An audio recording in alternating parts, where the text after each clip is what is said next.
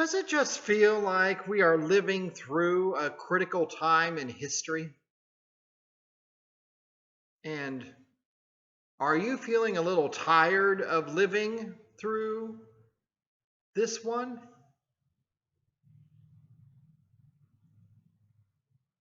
I think many of us would say we're just at the point of wanting some things to end,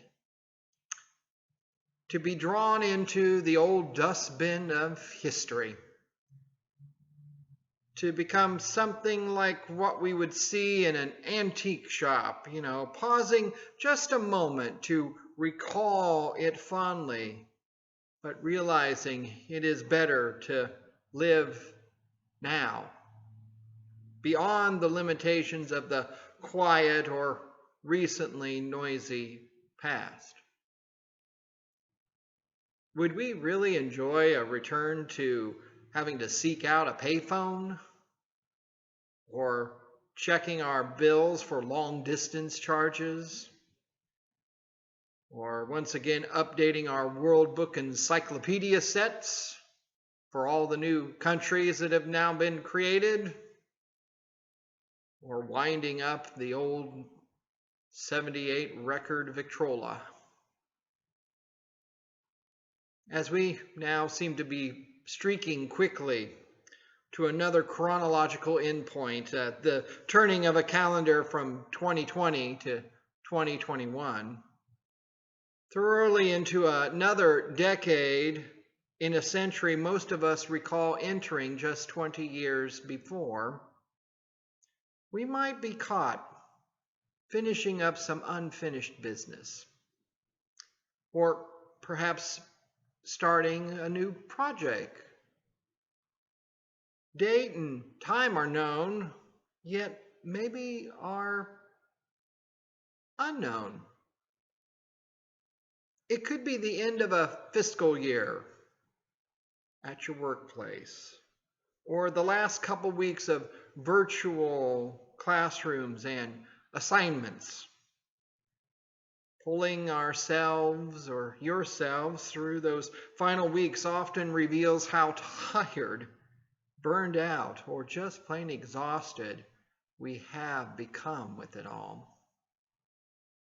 In the 1989 romantic comedy When Harry Met Sally, Harry Burns, who's played by Billy Crystal, reveals that he always has the habit of reading the last chapter of a book he's reading, so that if he would die before he had finished reading it, he would at least know the ending.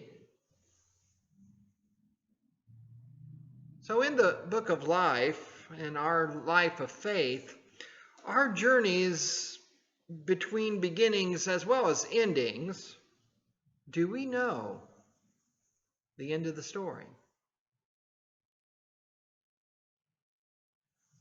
But our scripture reading today is far from what we would imagine the start of the Advent Christmas season would be. I mean, this is far from the joyful or Hallmark Christmas card greeting worthy descriptions.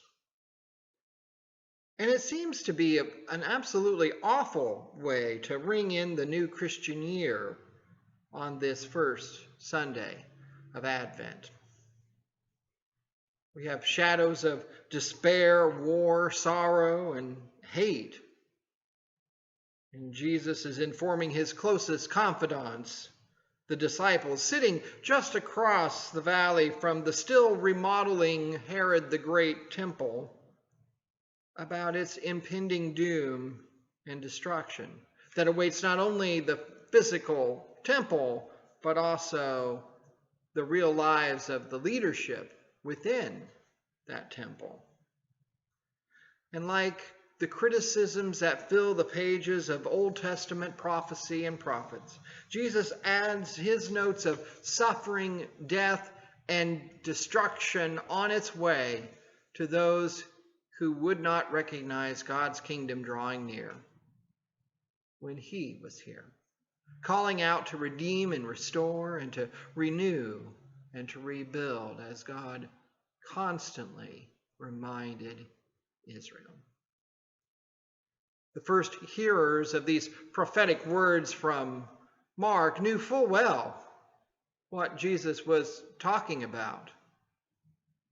The smell of blood and the fruits of destruction rising from the ruins of that same temple and Jerusalem herself could be seen just as Roman armies crushed the Jewish revolt and desecrated what for the Jewish people was nothing less than the sacred heart of the world. The legions were retreating as Mark wrote these down. It's hard for us to get into the space of Mark's time and place. After all, 20 centuries has passed since Mark penned these words. But imagine, if you could, your favorite place, your best vacation spot, your beloved church perhaps, or your family homestead.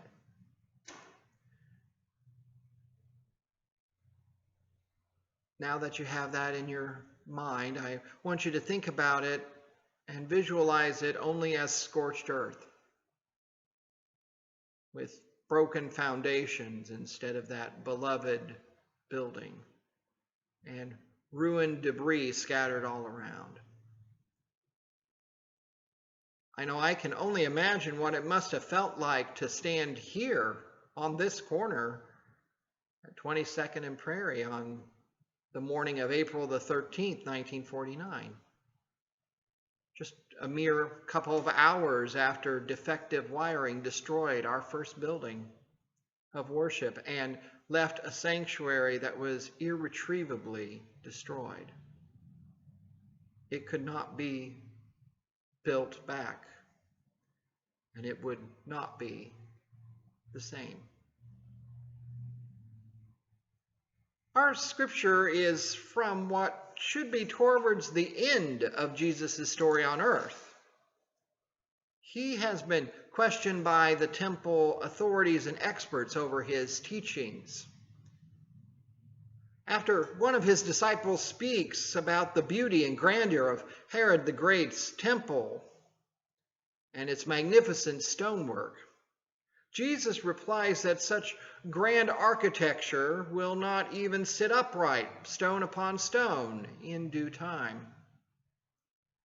Retreating to the outside of Jerusalem, just across from the temple and looking from the Mount of Olives, Jesus then, as an apocalyptic prophet, reveals the timeline of tribulation just before God's reign will appear, as the powers and principalities of the present age will seem to win, only to later be defeated. And these death-dealing forces may briefly hold that upper hand, but the future will be God-filled, rescuing in a spectacular fashion of righting wrongs and routing wrongdoers and inaugurating a new era of justice and compassion. This is the language of apocalypse. And apocalypse is a Greek word meaning uncovering or revealing. And it's usually the hidden agenda, the plan behind the plan, what seemingly is in control isn't, that God is behind the scenes at work towards the rescue operation well on its way. We read these cryptic poetic words of ominous signs in the heavens with falling stars, natural disasters, and anguish as if they are, or at least should be interpreted as, a weird chronology of likely future events. They're not. But here is exactly what Jesus wants us to do about seeking chronologies and predicting the end. Don't do it. These strange visions do not give us point-in-time accuracy to anything, but mostly remind us that we are already in the midst of this timeline, looking at signs of God's imminent presence already at work, already happening, already revealing the coming of God's reign. This apocalypse message in Mark stops at the very present moment of those who were living just after 70 A.D. And it gets fuzzy on when and where shortly thereafter.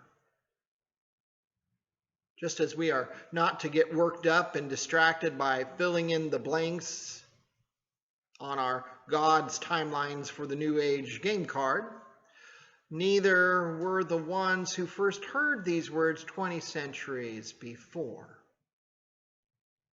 It is indeed happening now, and yet it is not complete. Because not even Jesus nor the angels in heaven know the timeline for the realm to come. Only that it has come, will come, and will also become reality.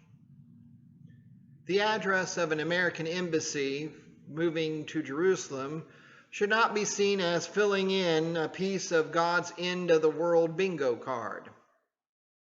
Every time someone attempts to unveil the unveiling, they get it wrong 100% of the time.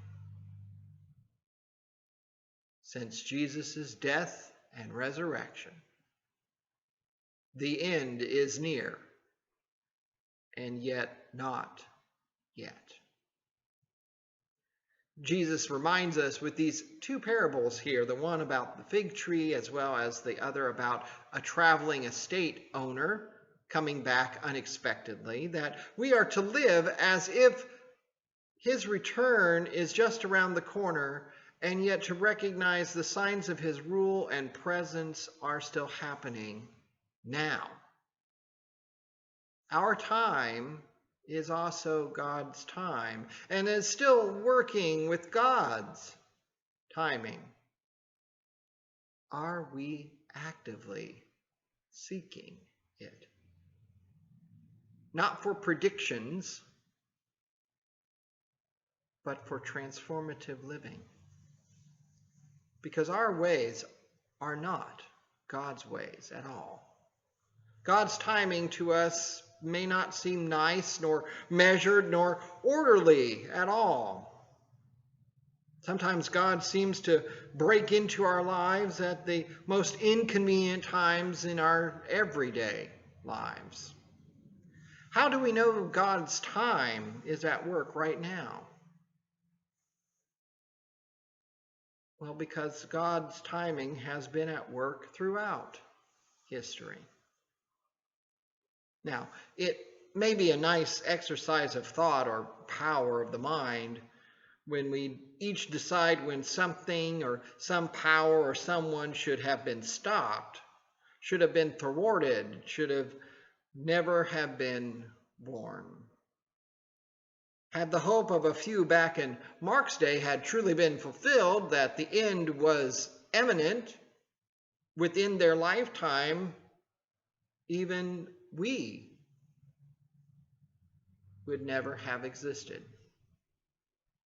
God's timeline appears to have just been extended a little further than those first believers, in order in some mysterious way to include us among that unbroken chain of good news receivers and believers throughout all history. I mean, yes, it may be nice to think of a world without Adolf Hitler or Joseph Stalin or Mao Zedong or other despots and dictators and the miseries and the sufferings that they spread throughout the world for a time. And have you noticed that evil seems to always exhaust itself eventually? While the things of God's realm, grace love, redemption never seem to run out of supply. But if God had finished the work at the end of the 2nd century, let us suppose, then we would not have ever built Gothic cathedrals to the glory of God in the Middle Ages, or have had Johann Sebastian Bach writing choral works for the Lutheran Church, or Martin Luther's reforms, or Alexander Campbell's and Barton Stone's restoration movement, or even the founding of this place as a center of faith in 1924. The world would have indeed had fewer evils, for sure.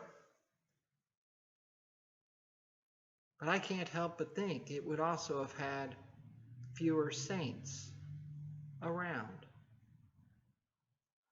God's clock for wholeness, restoration, and redemption is still keeping track of time, unseen yet visible, unheard yet shouting, unnoticed yet noticeable.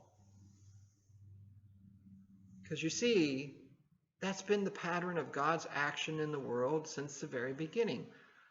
Not usually with grand events, but usually in the background, in the off-of-the-way place, in the out-about place, like in a Roman province, held under a heavy imperial thumb, where a young peasant woman conceives one who is convicted of Roman crimes of treason, crucified, should be the end of him. In truth, thousands were crucified in the Roman Empire, yet we have only the remains of 2 victims. And yet this crucified one, who should have been forgotten in the dustbin of history, and certainly should not have been remembered any greater than the very Caesars who, in effect, submitted his death. And these men thought of themselves as gods in human flesh, and yet Caesars would later claim Jesus as Lord and God. And while Bethlehem was asleep, God came to a manger as a baby, not with royal gowns and crowns, but with humility and helplessness. Our God is vulnerable, so that we, who are always vulnerable, may come to him. All empires have sunsets. Some are dramatic, but some are just fading back into the shadows. Often when we find ourselves in shadows, we also discover yet a flickering light, a luminary of hope, the presence of God that we thought was absent from us, or uncaring about us, or lost to us. In this Advent season, in this new year, in the hustle and bustle of holidays impacted by COVID-19, let us turn our eyes to notice the signs of the fig tree.